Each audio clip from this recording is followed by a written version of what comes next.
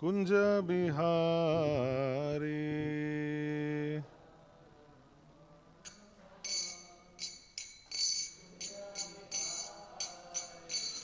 Jaya Radha Madhava Kunja Bihari.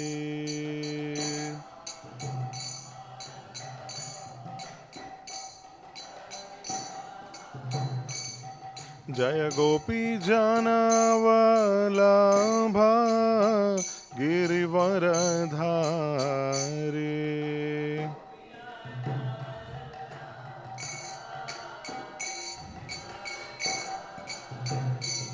Jaya Gopi Jana Vallabha Girivaradhari.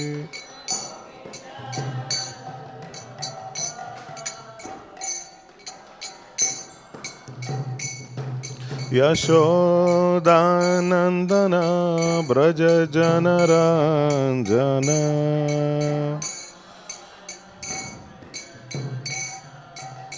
Yashodanandana Braja Janaranjana.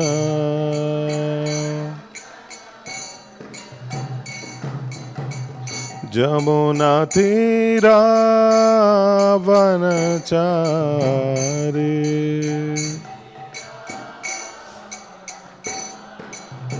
Jamuna Tira Vanachari.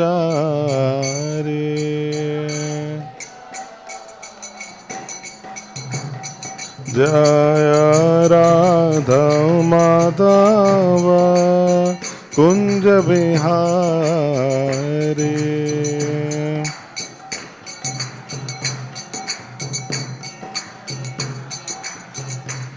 Jaya Radha Madhava Kunja Bihari.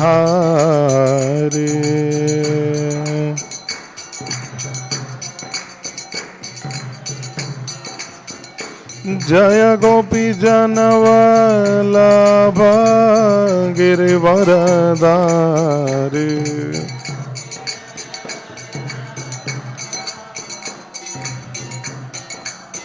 Jaya Gopi Jana Vallabha Girivaradhari.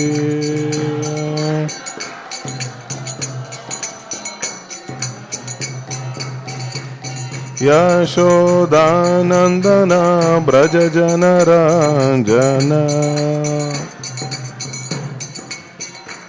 Yashodanandana Braja Janaranjana.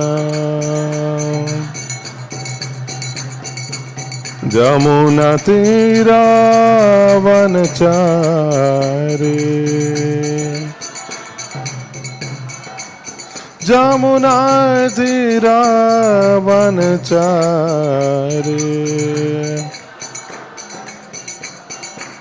Jaya Radha Madhava Kunja Bihari.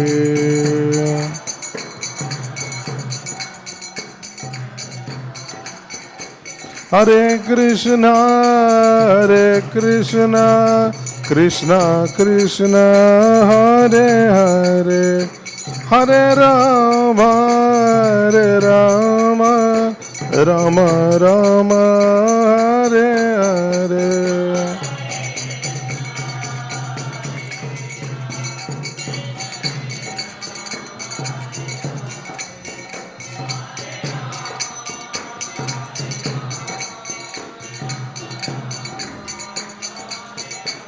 Jaya Radha Madhava Radha Madhava Radhe.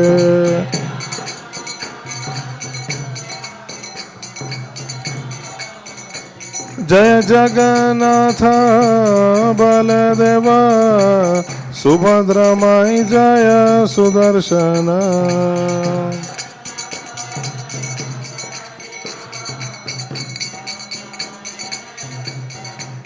Jaya Gauranitai, Gauranitai, Gauranitai, Jaya Gauranitai.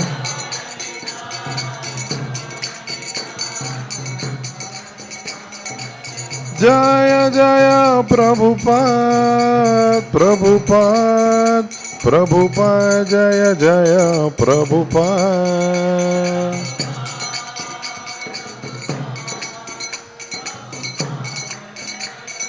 Nitai गौर हरि बोल हरि बोल हरि बोल निताय गौर हरि बोल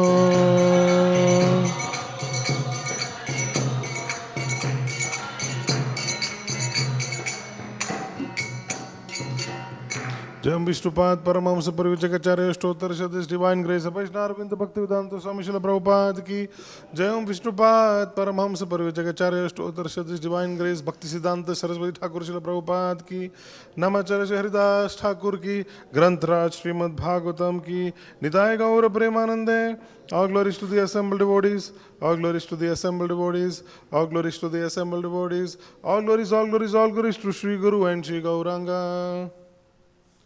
ओम नमो भगवते वासुदेवाय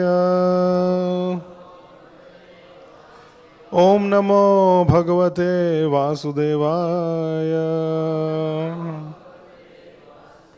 ओम नमो भगवते वासुदेवाय नारायणं नमस्कृत्य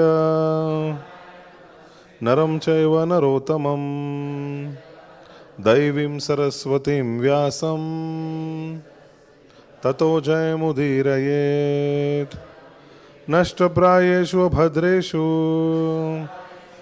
नित्यं भागवत सेवया भगवती उत्तमश्लोके भक्तिर्भवति नैष्टिकी कृष्णाय वासुदेवाय देवकी नंदनाय च नंदगोपकुमाराय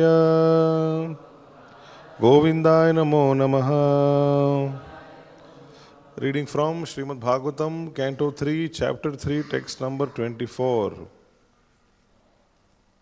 Puryam kadachit kridadbhir yadu bhoja kumarakai kopita munaya shepur bhagavan mata kovida Puryam kadachit kridadbhir Puryam kadachit kridadbhir Yadu bhoja kumarakai Yadu bhoja kumarakai Kopita munaya sepur Kopita munaya shepur Bhagavan mata kovida Bhagavan mata kovida Puryam kadachit kridadbhir Yadu bhoja kumarakai Kopita munaya shepur Bhagavan mata kovida Puryam kadachit kridadbhir Yadu bhoja kumarakai Kopita munaya shepur Bhagavan mata kovida Please chant.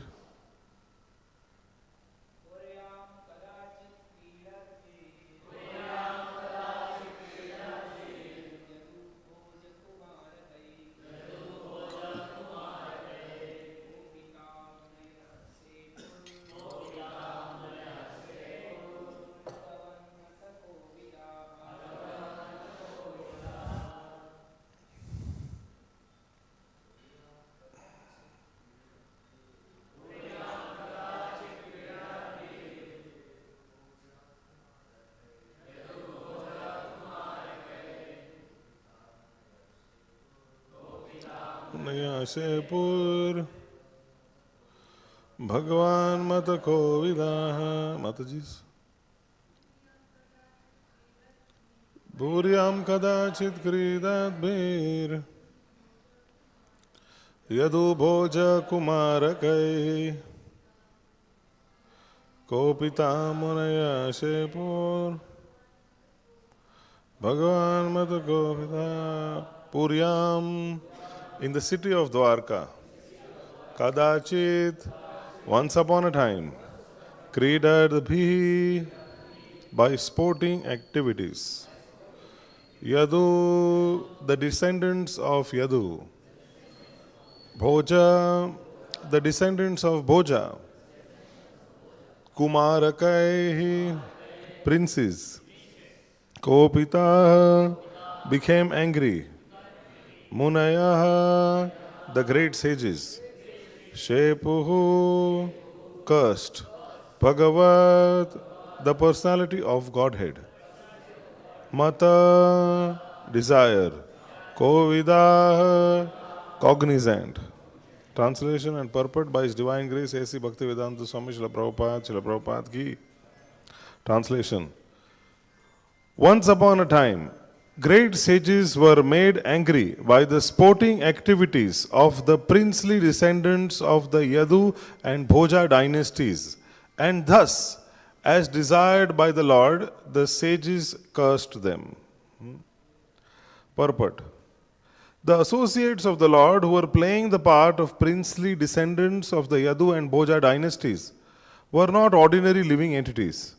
It is not possible that they could offend any saintly man or sage, nor could the sages, who were all pure devotees of the Lord, be influenced to anger by any of the sporting activities of the princes born in the holy dynasties of Yadu or Bhoja, wherein the Lord himself appeared as a descendant. The cursing of the princes by the sages was another transcendental pastime of the Lord to make a show of anger. The princes were cursed in order that one may know that even the descendants of the Lord, who could never be vanquished by any act of material nature, were subjected to the reactions of anger by great devotees of the Lord. One should therefore take great care and attention not to commit an offense at the feet of a devotee of the Lord. Om Jnanatimirandasya Jnananjana Shalakaya Chakshurunmilitam Yena Tasmai Shri Guruve Namaha Shri Chaitanya Manobhishtam Stapitam Yena Bhutale Swayam Rupa Kada Mahyam Dadati Swapadantikam Vandeham Shri Guru Shri Yuta Padakamalam Shri Gurun Vaishnavamscha Shri Rupam Sagrajatam Sagana Raghunathanvitam Tam Sajivam Sadvaitam Savadutam Parijana Sahitam Krishna Chaitanya Devam Shri Radha Krishna Padan Sagana Lalita Shri Vishakhanvitamscha Nama Om Vishnu Padaya Krishna Presthaya Bhutale Śrīmate Bhaktivedanta Swami Niti Namine Namaste Saraswate Deve Gauravani Pracharine Nirvishesha Shunivadi Paschatya Deshatarine He Krishna Karuna Sindho Deenabandho Jagatpate Gopesha Gopika Kanta Radha Kanta Namostute Tapta Kanchana Gaurangi Radhe Vrindavaneshwari Vrishabhanusute Devi Pranamami Haripriye Vancha Kalpatarubhyascha Kripa Sindhubhya Evacha Patitanam Pavanebhyo Vaishnavebhyo Namo Namaha Jai Shri Krishna Chaitanya Prabhu Nityananda Shri Advaita Gadadhara Srivasadi Gaura Bhakta Vrinda Hare Krishna Krishna Krishna Hare Hare Hare Rama Rama Rama Hare Hare. Once upon a time, great sages were made angry by the sporting activities of the princely descendants of the Yadu and Bhoja dynasties, and thus, as desired by the Lord, the sages cursed them. Okay, so this particular verse, now the context is, this is Krishna's departure from this world is being narrated. As we know that this is a conversation that is happening, Uddhava and who else? Vidura. A conversation that is happening in this third canto. Here we find that Krishna's Maushala Leela is being narrated. This is actually very disheartening for the devotees. because who wants to hear about the Lord's disappearance? Nobody wants to hear about the Lord's disappearance. But it is there, and the way in which the Yadu dynasty comes to an end is also very interesting. And there are a lot of lessons to be learned in this, which we shall see today. So, yes, here the word meaning is Puryam Kadachit, which is once upon a time in the city of Dwarka, and Kridad Bihi, by sporting or playful activities. Who is doing the sporting or playful activities? Yadu Bhoja Kumaraka, the youthful princes of the Yadu and Bhoja dynasties. Samba and others. Kopitaha Munayaha, by doing that, the sages become angry. Shepuhu, and they curse. What do they curse? Now, who are cursing? These are great personalities. Bhagavat Mata Kovida, those who are learned in the Lord's teachings. And thus they knew about the Lord's divine instructions. They knew about what Krishna wants. Such people are cursing the Yadu princes for acting in a funny way, which is very surprising. Just like, we make some children when they make mistake. So sometimes people get upset and angry. So what do we say? Bacha hai, nadan hai. Like that we leave them. There is no punishment given to children. But here we see that the sages cursed them very heavily. And why is it so? So we shall try to observe, we shall try to understand what exactly happened and some lessons thereof and what the Lord wanted to instruct everyone. This curse is actually not a random curse, but it was a part of the Lord's transcendental arrangement. Krishna makes his arrangement. So, what happens is, this is 11th canto. We have to go to 11th canto of the Bhagavatam, wherein this incident happens. So now the Lord has almost completed his pastimes, which is Kurukshetra war is over. The Lord's arrangement was that he kills demons like Kamsa and his friends. Then through Kurukshetra war, he killed all those who are the other miscreants who were causing a burden on the earth. That part was also done. The interactions and the rasas and relationships that had to be also experienced was also done. And now towards the end, what remained was Krishna's and his Yadu dynasty, his family, who were situated in Dwarka. They remained. Now the time had come, different omens the Lord sees. And now he decides that the purpose of my coming is over. So now it is pack up time. So how does he wind up? So first he feels that this Yadu dynasty, this has to be wound up first. And there are different reasons. Krishna thinks actually about this. So in the 11th canto, the mind of the Lord is also expressed. So the Lord, he started thinking that although some may say that the earth's burden is now gone, because Kamsa and followers are over, Kurukshetra war is over, but it is still not yet gone, my opinion. Because there still remains that Yadava dynasty itself, whose strength is unbearable for the earth. Yadava dynasty means what? These are Krishna's descendants, his children, and the demigods, various demigods whom the Lord had requested, you come and assist me in my pastimes. Krishna is replete with 6 opulences. And Yadavas also are replete with all these opulences. So much vigor, strength. It is mentioned that Yadavas, what to speak of killing them, there was no way, nobody could even insult them. They were so powerful. So how to back them off? So this way, Krishna made it happen that the Brahmanas curse. So then the Yadavas finish themselves, each other. Within themselves, they finish each other off. Otherwise, who could kill them? There was no way in which the Yadava dynasty could be removed from this earth. Now, there was Bhaktisiddhanta Saraswati Thakur.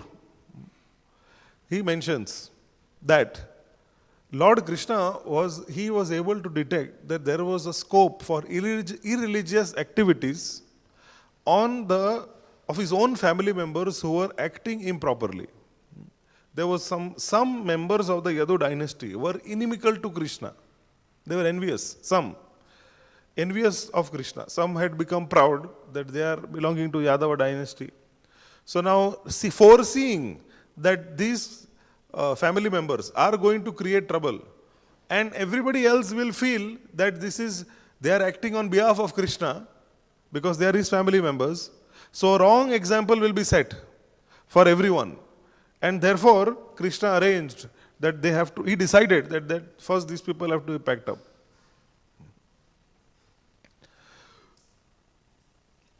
So he saw that some of these members have become indifferent to his will. That means they are not now acting as instruments. This would cause great misfortune. So he started to consider to annihilate these contemptuous members of the Yadu dynasty. Jiva Goswami also gives another reason for the annihilation or destruction of Yadu dynasty. Because see, these questions are very normal. When one hears that Krishna's family members, this is the Supreme Personality of Godhead, his family members are killing each other. And that's how they are vanquishing. Isn't it a big surprise? It's a very big question on one's faith. That if this can happen to God, then how is he the supreme controller? He can't even control his family members. One may question like this. So Jiva Goswami, so our acharyas give deeper reasons and insights as to the plan of the Lord. Krishna's plan and his will are inconceivable like himself, achintya. We cannot really understand, but these acharyas who are very close to Krishna, they give some insights, a sneak peek, a preview into what exactly is going on in Krishna's mind. And thus we are able to understand some things, not everything. Some things we are able to understand through the acharyas, and Srila Prabhupada is very nicely elaborated in his Bhaktivedanta purports. Otherwise, people normally understand something else completely. Like Krishna's disappearance. They think that it is that hunter Jara who shot an arrow and then Krishna, he died. That's how their understanding is. Although the Bhagavatam 11th canto mentions this story, but it's in a different light completely. With knowledge, we see it in a different way. Just like the Mahabharata also, if somebody understands the Mahabharata from Parampara, he understands that why Krishna did what he did. So his conclusion is that how Krishna used different ways to establish dharma, although it was seemingly insurmountable, but how powerful he is. So his appreciation for Krishna increases when he hears through Parampara, even Mahabharata stories. But if a person hears Mahabharata not from Parampara, he will conclude that there is no other politician bigger than Krishna. Biggest politician. That's how they conclude. So it's all about perspective. The right perspective is given by the acharyas. So Jiva Goswami gives another reason for the destruction of Yadu dynasty. He says that the activities of the Lord should never be thought to be material. And neither the Lord's associates are ordinary persons. So although the Lord incarnates in this world, but we should understand that he is eternally situated in his spiritual abodes like Dwarka, like Gokul, Mathura. And the members of the Yadu dynasty, they are eternal associates of the Lord. And they cannot bear to be separated from the Lord. So Jiva Goswami says that when Krishna was going to give up his earthly pastimes, if he were to leave the Yadu dynasty on the earth, they would have surely become so disturbed by his disappearance, by his absence, that they would be very agitated and that they would trample and destroy the earth. So powerful people. So how to control them? So therefore Krishna arranged the departure of Yadus before himself. So they don't have to witness his absence. Jiva Goswami, he also says that the members of the Yadu dynasty should not be considered to be irreligious. These Vaishnava acharyas have mentioned that this story of the disappearance of the Yadu dynasty is especially meant to instruct the conditioned souls to help them achieve liberation from conditioned life. Why? Because when one understands, nobody more powerful than the Yadus, nobody more powerful. And even when Krishna had to take them back, how did he do it? he used them as instruments to declare how Brahmanas and Vaishnavas should be respected. If Vaishnavas and Brahmanas are not respected, then what to speak of anyone else but Krishna's own family members are annihilated. Just to show that how important it is. For the Lord, his own family members or his own devotees are also not as important when they show disrespect to other Brahmanas and Vaishnavas. All their Brahmanatva, all the devotees' pious credit that they have accumulated, even by the performance of devotional service, is finished when disrespect is shown to Brahmanas and Vaishnavas. This is what Krishna wanted to show the world through this pastime. Prabhupada, he gives one analogy about the Yadus, about this particular pastime of disappearance. Shri Radha Madhava Bhagavan ki, Shri Jagannath Baldev Subhadra Maiya ki, Shri Gaur Nitai ki. That the setting of the sun, it doesn't mean the end of the sun. It means simply that the sun is out of sight. In the same way, the end of Yadu dynasty doesn't mean that it is annihilated. It disappears along with the Lord out of our sight. So Krishna, he is thinking, no outside force can bring about the defeat of this family, Yadu dynasty, whose members are fully surrendered to me, yet they are unrestricted in their opulence. If I inspire a quarrel between them within the dynasty, then that quarrel will act like a bamboo fire that is created in a forest. And then I will achieve my real purpose, I will go back to my eternal abode. 11th canto, Krishna is thinking, his thoughts are being mentioned. Sukadeva Goswami has direct insights into the thoughts of Krishna. So Krishna is thinking like this. Because if he wanted to annihilate them, he could not have killed them like he did other demons. Why will Krishna want to kill his own family members who are devotees? And why did Krishna not, he did not arrange for them to be killed by others? Because this was Krishna's own family, nobody was capable of killing them.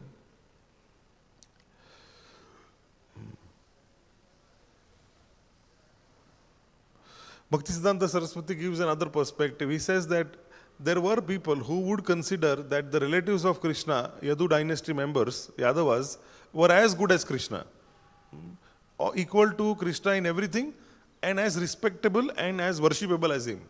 This is Mayavad.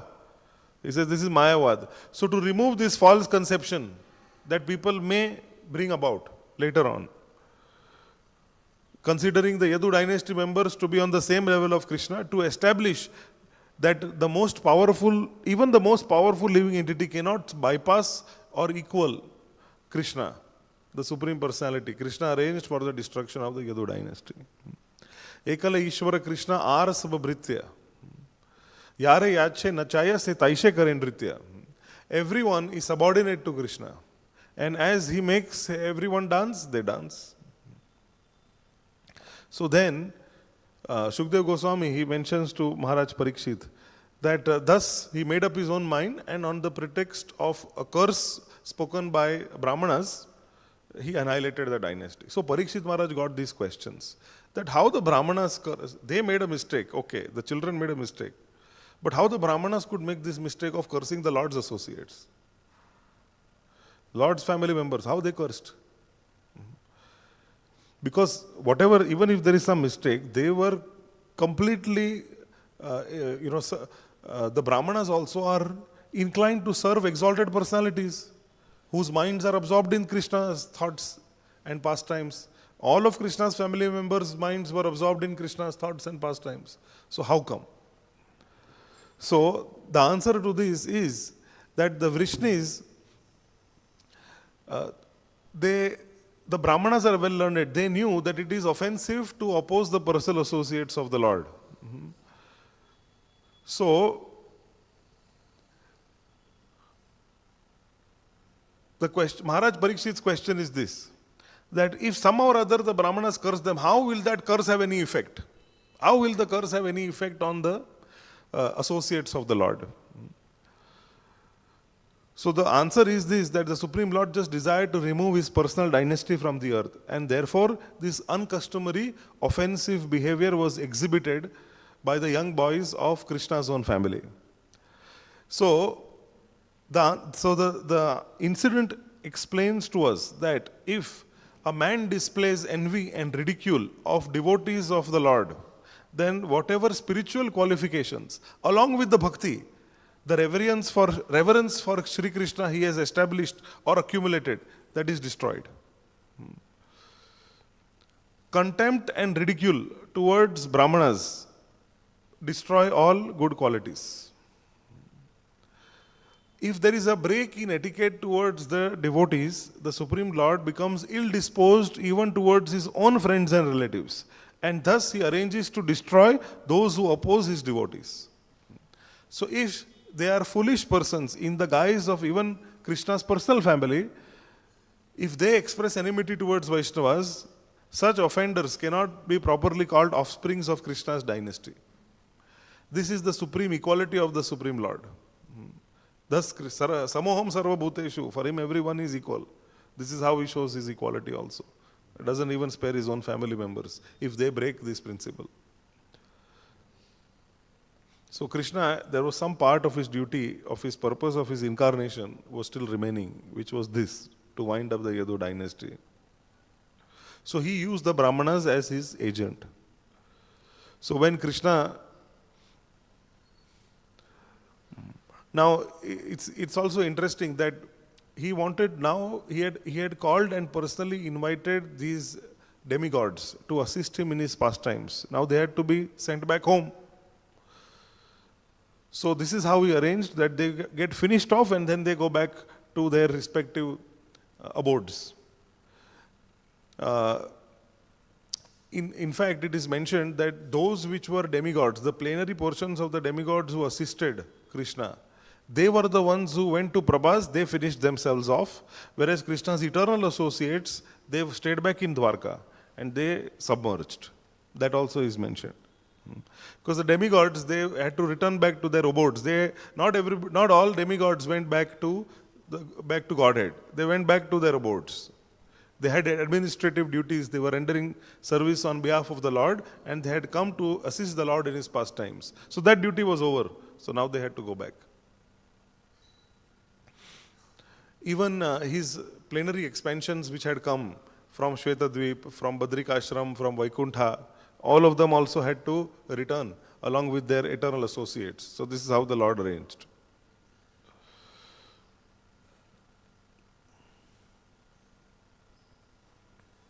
So now what happens, that actually the sages Vishwamitra, Asita, Kanva, Durvasa, Bhrigu, Kashyap, Vamadev, Atri and Vashishta along with Narada, they were performing yagyas. And for the benefit of people in Kali Yuga. So they executed these rituals in the home of the chief of the Yadus, Vasudeva, father of Lord Krishna. So after Lord Krishna, who was staying in Vasudeva's house, he respectfully sent the sages off after the ceremonies. They went to the holy place called Pindaraka. Now in that holy place, the young boys of the Yadu dynasty, they had brought Samba, the son of Jambavati, who was dressed in a sari. And playfully, the boys, they approached the great sages there. They grabbed hold of the sages' feet and asked them with fake humility, "O learned Brahmanas, this black-eyed pregnant woman has something to ask you. She is too embarrassed to inquire for herself.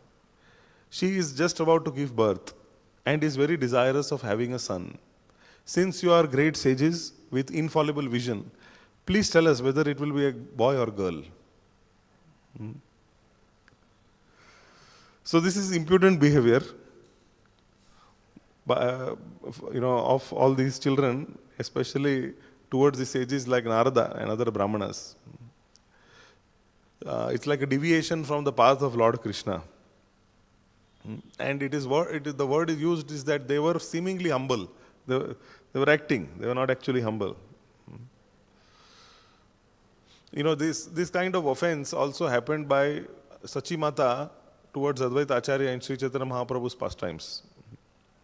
Sachimata, she called Advaita Acharya also that he's not Advaita, he's Dvaita. Why? Because Vishwarup, in association of Advaita Acharya, took sannyas. So Sachimata felt great loss because of her son, her elder son took sannyas. He left home. He left her association, being inspired by Advaita Acharya. And then, second son, also, in association of Advaita Acharya, even Vishwambar. First Vishwarup left, then Vishwambar left. So Sachimata could not bear the pain. And she blamed Advaita Acharya for it, saying this Advaita is not Advaita, is Dvaita, hypocrite, is dual.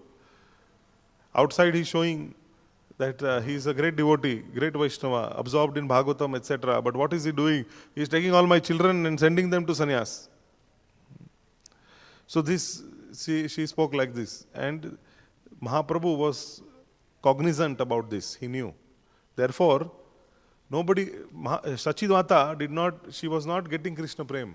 When Mahaprabhu, in that final year of his pastimes in Navadvip, for 1 year when he had started the Krishna consciousness movement at Srivas Angan, for 1 year it was happening in closed doors in Srivas Pandit's house. So there, he was giving mercy to everyone, but not to Sachimata. Not to Sachimata. And the reason was this, because of her offense. And Mahaprabhu personally made sure that she rectifies the offense. And one time, so when the devotees asked Mahaprabhu, why you don't give the mercy to Sachimata, he replied that this is the offense. This message Sachimata received. So then when Advaita Acharya was rolling on the ground unconscious, but during Kirtan, so that time Sachimata quickly went, she took the dust from the lotus feet of Advaita Acharya and put it on her head. Mahaprabhu saw this and thus allowed the offense to be nullified. It was rectified. Because after that Sachimata asks forgiveness from Advaita Acharya. Advaita Acharya says, you are the mother of the whole world. How can I take offense and how could you possibly offend? So when Sachimata came to apologize, Advaita Acharya said, no, I never took any offense. But Mahaprabhu wanted to see Sachimata humble down in front of Advaita Acharya. So then he demonstrated through his own relatives in this way about Vaishnava Prad and the consequences. That his own mother, he did not give Krishna Prem because of this offense to Advaita Acharya. Till the time she rectified it. After rectification, yes, she was also given Krishna Prema. So Krishna wanted to teach that such an offense committed against great devotees by his own personal associate, Samba, would be the cause of the Yadu dynasty's destruction. All as a part of his Leela. So the sages became angry and they said, fools, she will bear you an iron club that will destroy your entire dynasty. Sages, they cursed in this way. Krishna wanted to also reduce the false pride of his family members. When something bad happens or untoward happens, immediately our false pride diminishes. So now when the boys heard this curse of the sages, they got terrified and quickly they uncovered the belly of Samba. And indeed they found that there was an iron club there. So what did they do? They said, oh, what we have done, we are so unfortunate. What will the members of our family say? So they went to taking the club with them, they went to their homes. Their luster had completely faded. They brought the club to the royal assembly in the presence of all the Yadavas and King Ugrasen. They told what had happened. So when the inhabitants of Dwarka heard this infallible curse of the Brahmanas, saw the club, they were distraught with fear. So much fear. So Ugrasen, he took charge. What he did, he made the club into small pieces, smashed it. And whatever remaining lump of iron was there, they just took that and threw it into the ocean. Interestingly, it is mentioned, Ugrasen, he thought Samba and the others should not feel any kind of shame or fear. And they did not consult Krishna before doing this. Just ordered the club be grounded into bits and pieces thrown into the water. Small iron lump that remained, it seemed very insignificant. A certain fish swallowed this iron lump and the bits of iron was carried back to the shore by the waves, implanted themselves there, grew into sharp canes. Later on, then the Yadavas, when they reach there, they take these canes and they finish each other off. The fish was caught in the ocean along with other fish in a fisherman's net. The iron lump in the fish's stomach was taken by the hunter Jara, who fixed it on the arrowhead of his shaft. So knowing the significance of all these events, Krishna knew, Krishna was capable of reversing the Brahmana's curse. But he did not wish to do so. In his form of time, he allowed and sanctioned these events to happen. Krishna also allowed this.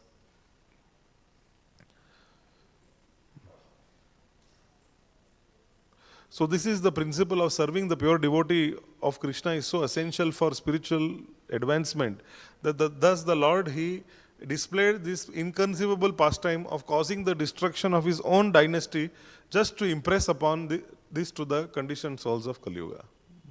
Just so that people take it seriously. So what is a lesson for this? What is the lesson we learn?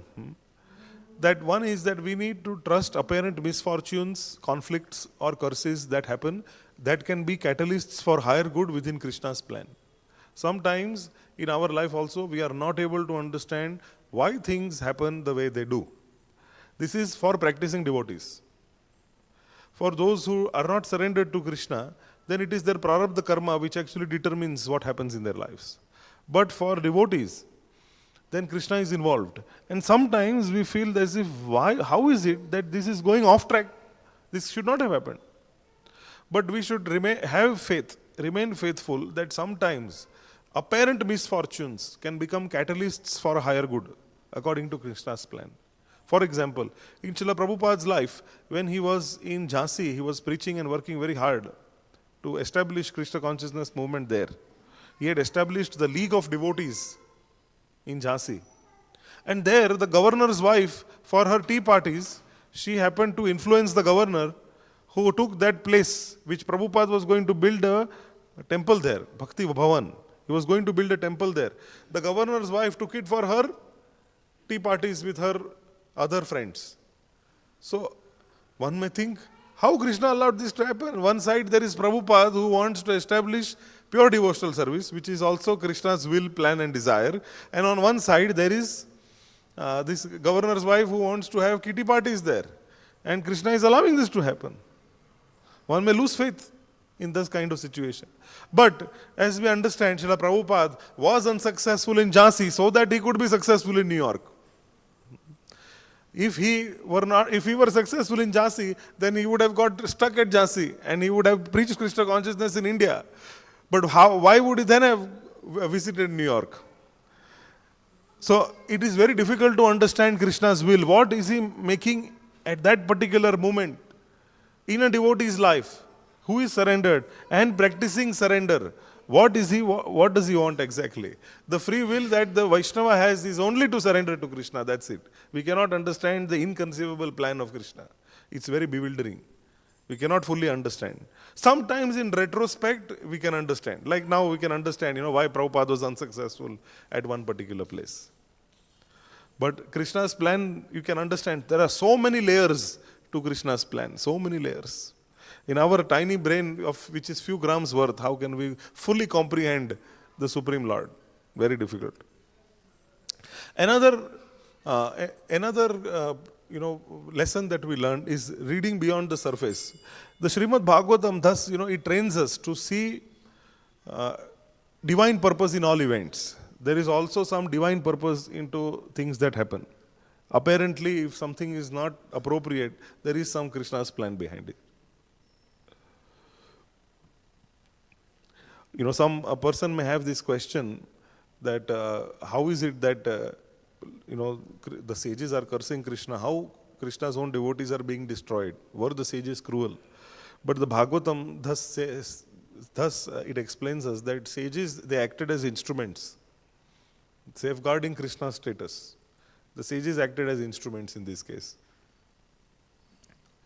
So the biggest lesson we learn is the danger of aparadha to sages and devotees. Mocking saintly people. Thus, this became the pretext for destruction of the whole dynasty. This is the biggest lesson we learn. Another lesson we learn is the Lord shows that through His own family, that disrespect to spiritual authority, it brings ruin. And actually this pastime is a closing stage. It's a closing of the curtain. Nato natya dharo yatha, Kunti Maharani says. Krishna is the transcendental actor.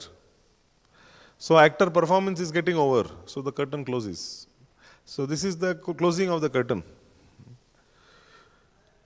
Finishing role of Krishna.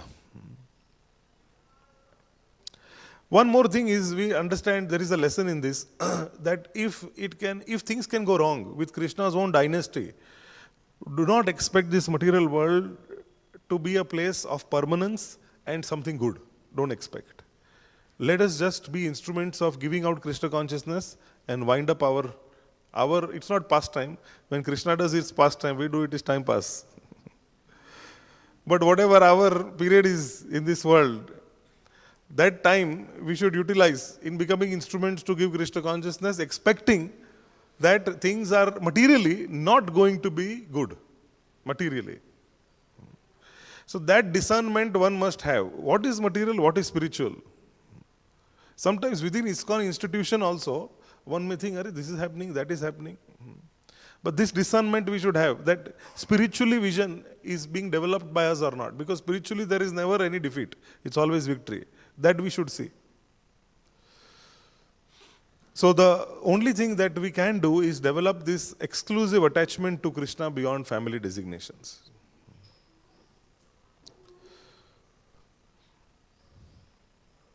So organizational changes, even drastic or dramatic ones in our time, they can be arranged by Krishna to give the servants maturity and credit sometimes.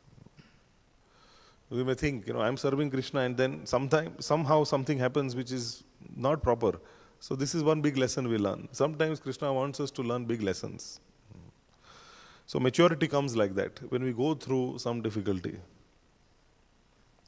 And the Vaishnava Aparadh is a common theme that comes out in the Bhagavatam in many places. Like Daksha's offense to Lord Shiva. And what happens? Destruction of his sacrifice, destruction of his identity. His head gets cut off, he gets a goat head. Daksha. He was one of the most, Daksha Prajapati was one of the most powerful administrators in the universe. And he was doing this special yagya, inviting Brahma, Narada, all the sages, purposely did not invite Shiva. And why? Because he felt Shiva is socially uncultured.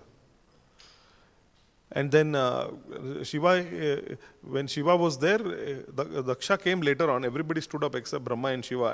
And Daksha considered Shiva to be disrespectful, and he blamed him. Speaking harsh words, comparing that Shiva is a beggar living in crematoriums. Speaking like this, calling him inauspicious. And Sati hears this blasphemy. And there was one invitation that Sati did not receive of a yagya. Shiva did not receive. Sati goes there. And Daksha, and then she is hoping that her father will accept her and some reconciliation will happen. Instead of that, Daksha ignores. And she is unable to tolerate this offense to Mahajan, Sati. And then she declares that this body which is born of you, Daksha, that is unfit.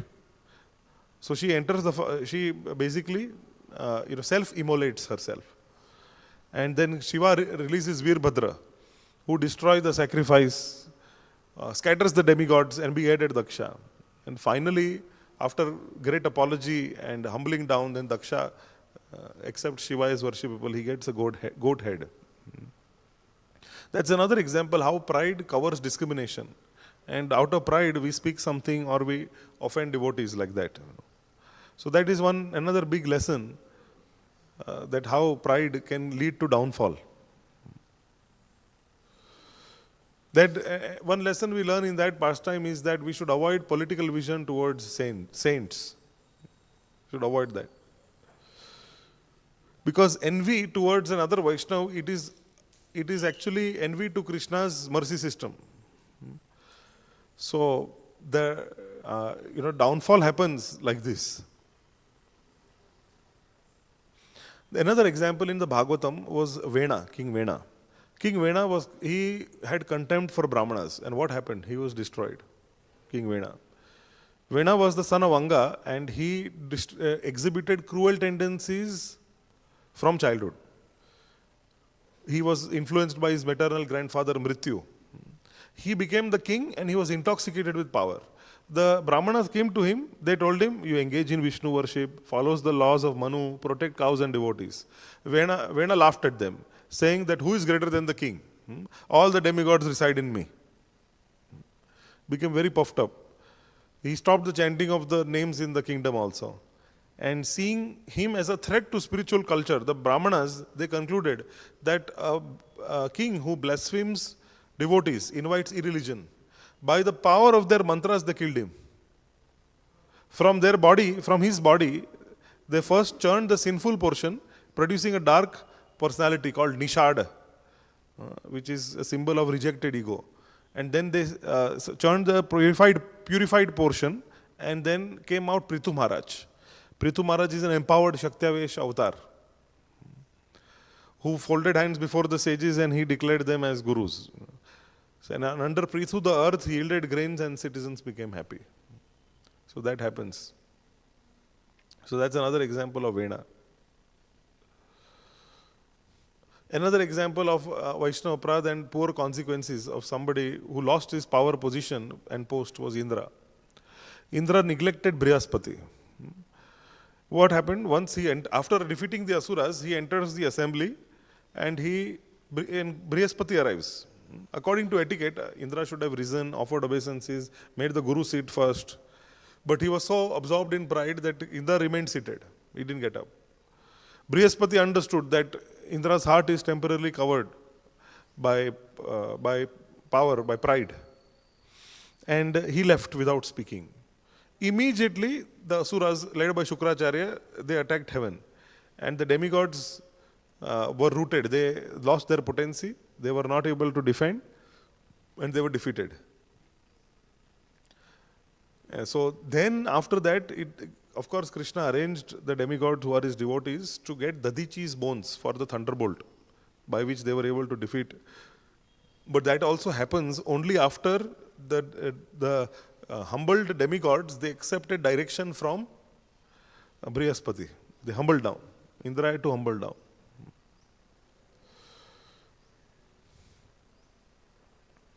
Yeah, a moment of disrespect made Indra's throne shaky.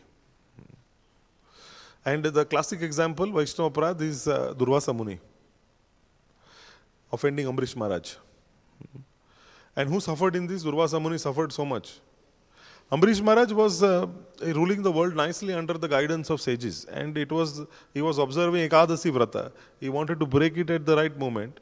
So Durvasa came there. He is demanding his meal first. To protect Shastric time, he took a drop of water, because that is considered to not be eating. But Durvasa Muni exploded in anger, saying, you have disrespected a Brahmana. So he created a fiery demon to kill the king. But Sudarshan Chakra chased Durvasa everywhere. So he went to Brahma, Shiva. They said that no, we cannot do anything.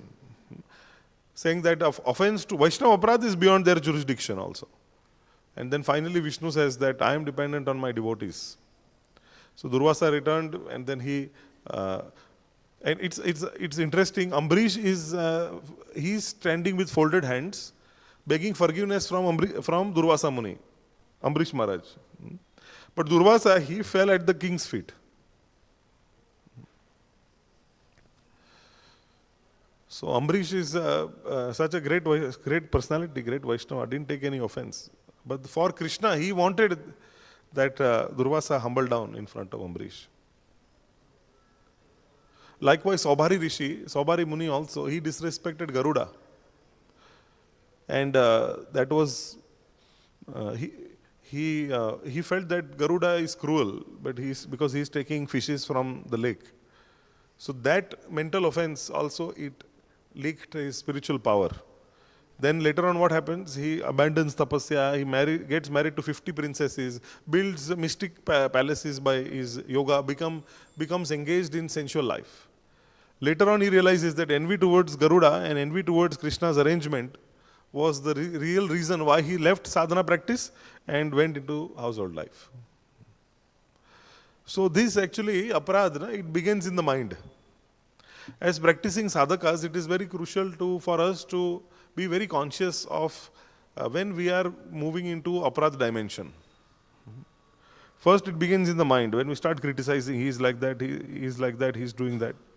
Because what happens, see, this modern materialistic education system, it only makes one very skillful and so-called knowledgeable. But values, humility, it doesn't teach. Submission, acceptance of authority, respect, culture, it doesn't teach. So what happens, even when we come into Krishna conscious life, we enter into ashram life, what happens, we end up with that same mindset which is there. And you can see that in those who are materialists, gross materialists, who are not educated about the philosophy of Krishna consciousness, we find that everything is about ego for them. Everything is about ego. Pride, ego, envy, that's it. Envy is there, then layers are there actually. It's all layers. There is some envy, there is so much of pride and ego, lust, anger, greed is already there. So it is only about fulfilling and satisfying these anarthas. And for Vaishnavas, you can engage lust, anger, greed, we can engage pride, we can engage all of this in Krishna's service, but not envy. Envy cannot be engaged, envy has to be purified. So we are in the process of purifying envy by chanting Hare Krishna, by serving Vaishnavas. We are in the process. But meanwhile, that bija is very strong in the heart. So what to do? This envy, it prevents us from accepting authority also. How does he tell me like this? इनको मालूम है मैं क्या कर रहा हूँ? This kind of thought process comes in the mind. When we start thinking that they don't know anything. Authorities say, वो तो क्या, he's always there in the office, how does he know? We start going into a direction wherein we start mentally offending. So, what to do? So, the actual solution for this is deeply cultivating a service attitude. Actually, why are we in ISKCON? Why are we here? Is to cultivate service attitude. That's all. It's be all and end all. Service attitude. Srila Prabhupada says, perfection in devotional life means what? It is perfection in service attitude. And really speaking, perfection in service attitude is something that is always an ongoing process. Because we have to come to the stage of pure devotional service. So when a person is always in the mood of thinking that he is servant, so then I will think that this devotee, how I can serve him? This devotee, how I can serve him? This devotee, how I can serve him? So that pride which exists, because of which we become blinded, we become covered, and then we start creating offenses, first at the mental platform, and then verbally, physically, externally also, that can be smashed by being conscious of the development of a service attitude. So, being conscious that, oh, am I serving? Is this meant for serving, or is this out of my own pride? This consciousness everybody should develop. It is called introspection. Introspection means the camera of our mind is not outward, it is inward. We are always looking outside what's happening. We are always looking about who's thinking what, who's speaking what. But we rarely see what's going on inside. But we signed up for a process which is self-realization, which is internal, it's not external. But we forget that. And we get into external zones. That's when we start, out of the dint of our pride, then we start demanding or we start creating offenses. So, the solution is always becoming conscious. And then when we objectively analyze, we will realize that this is my own anarthas that are coming out. Really speaking, if there is a problem, as Bhaktisiddhanta Saraswati Thakur said, if there is a dearth or absence of something, it is actually the lack of Krishna consciousness, that's all. So we should take it as an individual, at an individual level, to see how in every situation, how can I become more and more Krishna conscious? How I can develop a service attitude in this situation. Srila Prabhupada once wrote a letter to one of his disciples wherein he said that in every given situation, always think, in this particular situation, according to the best of my ability, how I can serve other devotees, how I can serve Krishna. This is how we should think. So in every situation, always apply these formulae. This is Krishna consciousness in a nutshell. We are always thinking and being careful about Krishna's instructions, about Guru's instructions, about the Acharya's instructions in our life, and evaluating ourselves, which direction we are moving in. This is the way in which we can prevent Vaishnava aparadha at the root, which is ourselves internally. And if it is difficult to have that kind of self-control, wherein we are able to discern or discriminate between what's going on in my mind, then we should reveal it to an authority objectively and ask for a feedback. Ask for a feedback. If I'm not able to do, ask for a feedback that this is what's going on. What do you think? What should I do? Because till the time we get a confirmation from Guru, Sadhu and Shastra, we should not think that our own mind is right. Right? Because we are always in bad association of our own mind. We should remember. Asat Sangha of the mind exists till the time it is purified. So therefore, to discriminate, it is function of the intelligence. And sometimes the mind gets the better of us. Mind gets the better of the intelligence. So then what to do? Use somebody else's intelligence. This is the way in which we can stay away from Vaishnava Aparadha. Srila Prabhupada, I'll mention one quote and end this topic. He says that if you blaspheme a devotee, your chanting is finished. No more taste, no more progress. He says aparadha takes place because we are still hankering for material distinction. A devotee should think, I am the servant of the servant. Then there is no question of offense. Don't try to become big by pulling others down. This is Asuric mentality, not Vaishnava mentality. So that's Srila Prabhupada mentioning about Vaishnava Aparadha. So much is there about this topic. But we can understand the impact of Vaishnava Aparadha through Krishna's own family, how he played everything. Destruction of the Yadu dynasty. Today is the Tithi of Sukadeva Goswami. So Sukadeva Goswami, 300 years ago, he appeared before the appearance of Sri Chaitanya Mahaprabhu. He served as the court Pandit of Sri Lakshman Sen of Bengal. So that time, King Lakshman Sen existed, not Nawab, because this is 300 years before Mahaprabhu. So Jaydev and Padmavati used to worship Sri Krishna in a grass hut in Champahati in Navadvip. Now also we go to Navadvip, we go to Sukadeva Goswami's place. There he wrote Gita Govinda. So why is Sukadeva Goswami so important to us? Because Gita Govinda, this, we sing it every day actually. This line we sing, Tavakara Kamalavare, that is from the Gita Govinda. So one day, while working on Gita Govinda, Sukadeva felt inspired to write. Krishna bows down to touch the lotus feet of Srimati Radharani. He felt from inside to write like this. But he was hesitant to say something which might diminish Krishna's position as the Supreme Lord. So he went to refresh himself with a Ganga bath while at Champahati. So before honoring Radha Madhav's Mahaprasad, in his absence, Krishna himself, disguised as Jayadev, he goes to his home, goes back to where Jayadev was writing, and he writes a line in the Gita Govinda, which says, Dehi Pada Pallava Mudaram. The Lord accepts prasad also from Padmavati. And then he leaves. Original Jayadev returns. The real Jayadev comes. And he is astonished to see, he is asking for prasad. She said, and wife is saying, you ate already. Then he goes and goes to back where his place was, study table was, where he was writing. There he sees the line is already written. What he was thinking is already written.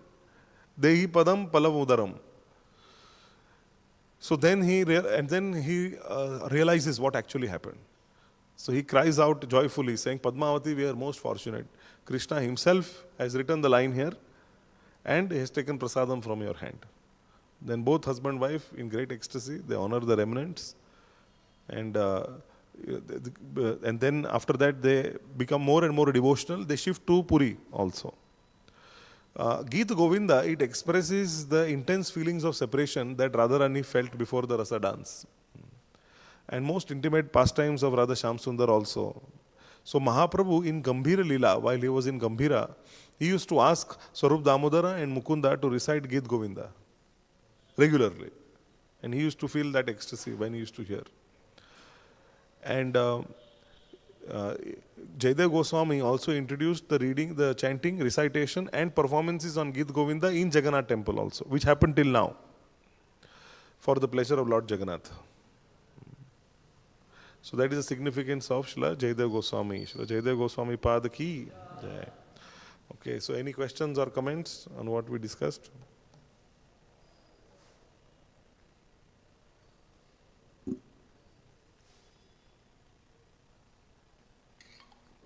Yes, Prabhu. Hare Krishna, Prabhuji. So, we hear and read also about this in Prabhupada's teachings, that surely this Vaishnava Aparadha is the most destructive thing about devotional service. And you told that it will finish the pious credits which we have got by performing devotional service also. But like my question is, we hear that devotional service is avyaya, sukham kartum avyayam, that it cannot be destroyed. It may be obstructed for the time being due to some offense and all, but the credits which we have got through devotional service, they cannot be destroyed. So how can we understand this? Yes, so this Nehabhi Karmana Shosti, the verse which mentions that our devotional service is permanent. So Mahaprabhu, he explains deeper tattva, that yes, devotional service is permanent. Now what happens is that when we choose ourselves to give up that devotional service, then that is going against, aparadh means what? It is going against Srimati Radharani, who is the embodiment of devotional service. So out of ignorance, when a living entity chooses to go against the principle of devotional service itself, so then why will he be left with devotional service? He is going against, he doesn't want it. So therefore Mahaprabhu, he says that this is the hatimata aparadha, it means mad elephant offense.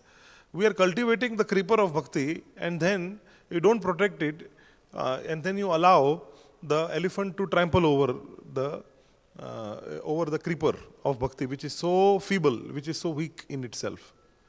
So whose fault is it?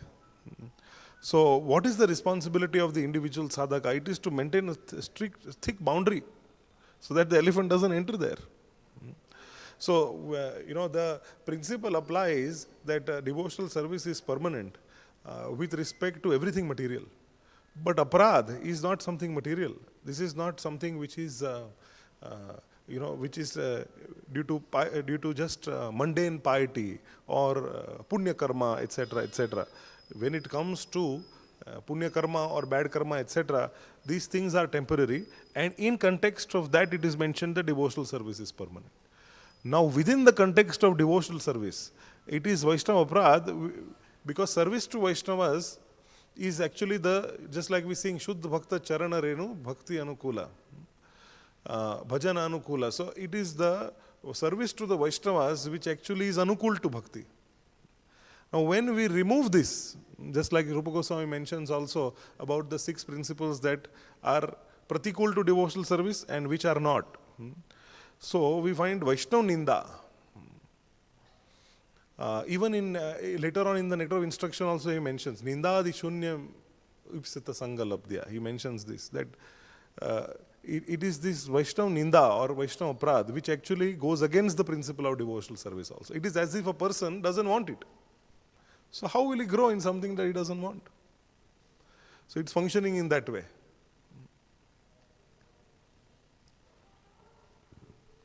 Means he may not grow further, but that will be like वहीं पे रुक जाएगा प्रभु जी उसका, and that will not be destroyed. Just like Prabhupada says many times, 10% किया है तो वो अपराधी कारण रुक सकता है, but from the next time onwards it will start from 11%, like that. Yeah. So now what happens to quantify the effect of Vaishnava Aparadha into how much percentage